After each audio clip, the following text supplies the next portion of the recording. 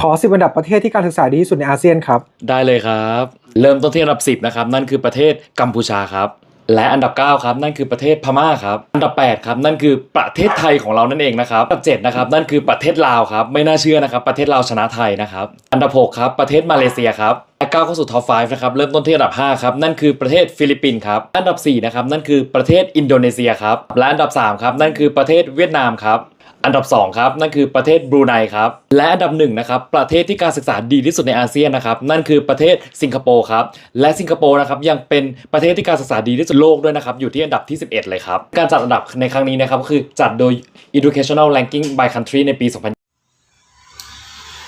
สวัสดีครับท่านผู้ชมสบายดีพ่อแม่พี่น้องชูผู้ชูคดเนาะคลิปนี้ก็ว่าพ่อกับบ่าวพันธุ์นี่คือเก่าเนาะพี่น้องคลิปนี้ก็จะบอกว่าจักจะดีใจหรือจะเสียใจกันแน่เนาะพี่น้องเพราะว่า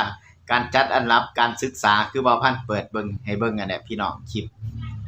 เพิ่นว่าการศึกษาดาวนี่ดีกว่าการศึกษาไทยณปัจจุบันบ่าวพันธุ์ก็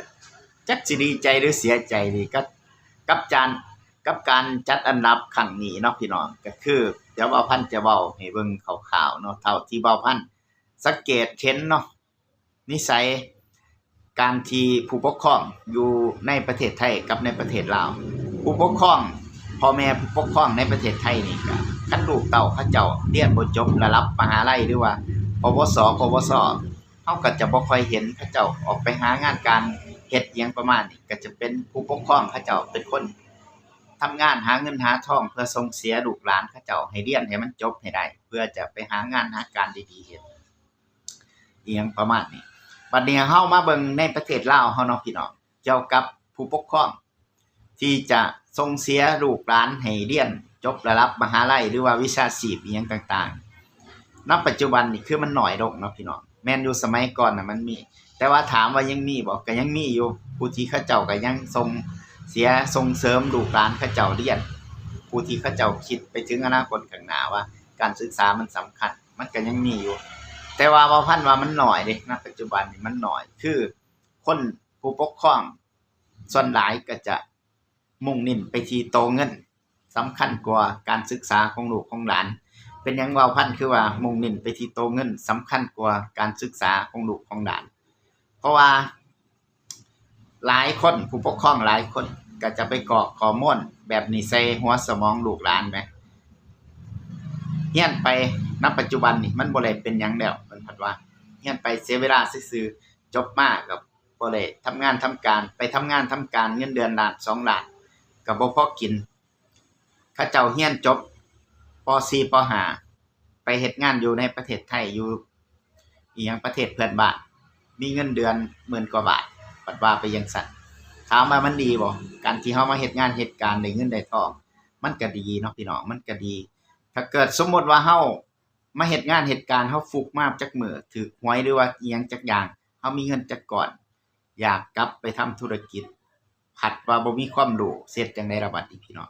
สิเฮ็ดจังได๋ล่ะบัดนี้เพราะเฮาบ่มีความรู้พื้นฐานอิหยังก็บ่มีแม้แต่จะจดจะหยังก็ยังบ่ฮู้ว่าจะจดแนวใดการที่จะเป็นเจ้าของธุรกิจเจ้าของกิจการเฮาก็ต้องมีความรู้แหน่เด็กๆน้อยๆเนาะพี่น้องอันแหละบ่าวพันธุ์ถึงบอกว่าพ่อแม่ผู้ปกครองณปัจจุบันนี่ให้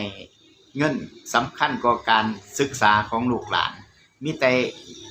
พยายามป้อนข้อมูลพวกนี้ใส่หัวลูกหลานว่าเจ้านายเขาก็เป็นมาแล้วคนอื่นเขาเป็นเบิดแล้วบัดนี้เฮาก็จะเรียนไปเฮ็ดหยังอีหยังประมาณนั้นนั่นแหละ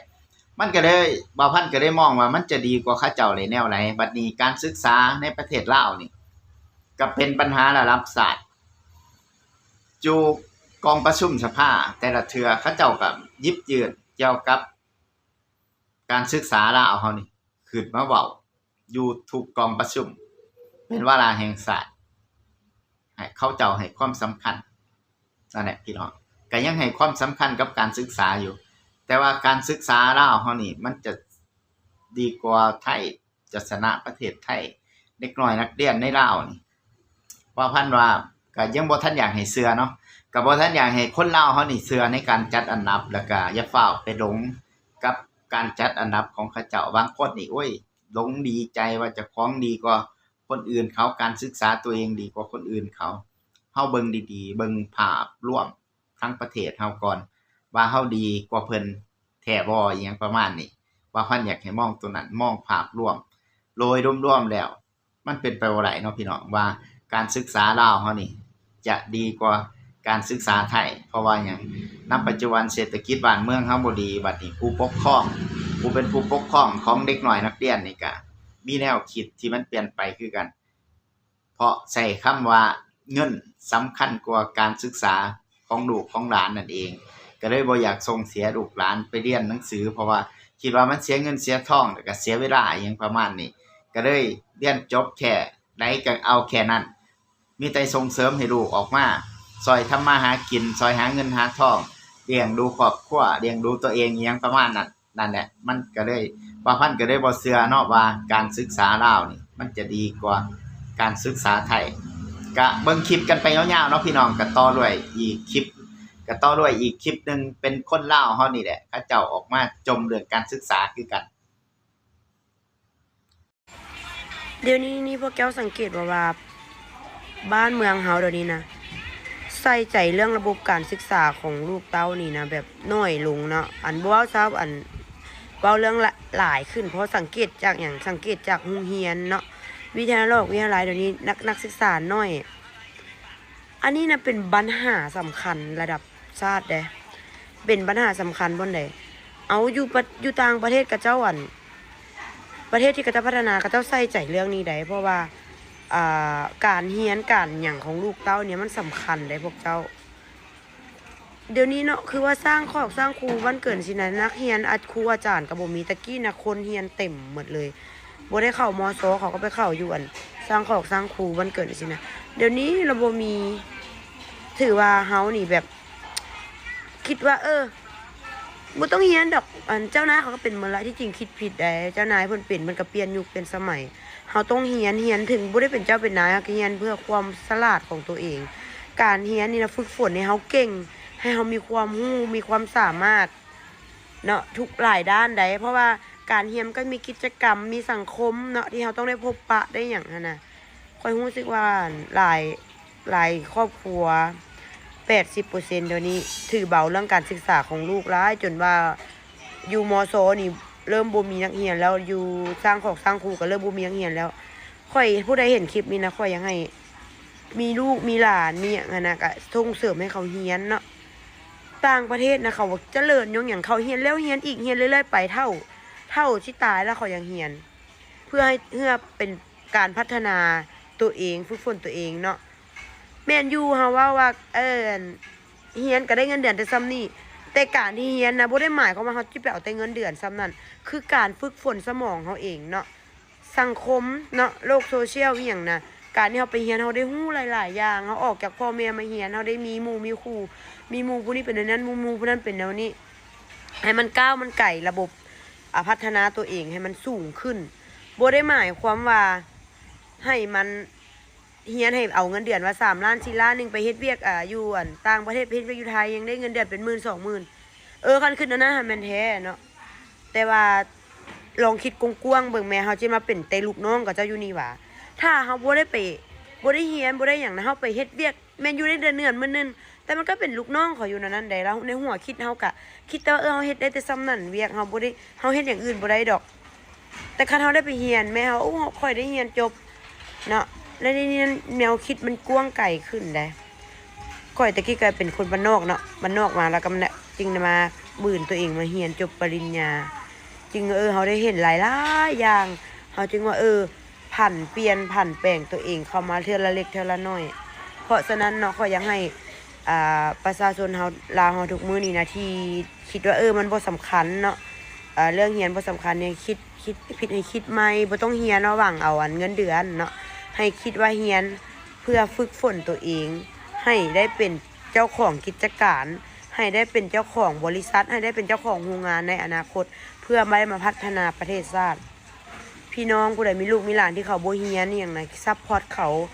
บางทีเขาเด็กน้อยเขาบ่ฮู้แล้วเขาได้ยินเขาเป็นผู้ใหญ่เขาไปว่าเรียนก็ได้บ่เรียนก็ได้สินะแล้วมันแค่ในคล้ายๆว่าเขาไปซัพพอร์ตแนวคิดเขาแล้วเขาก็อยากออก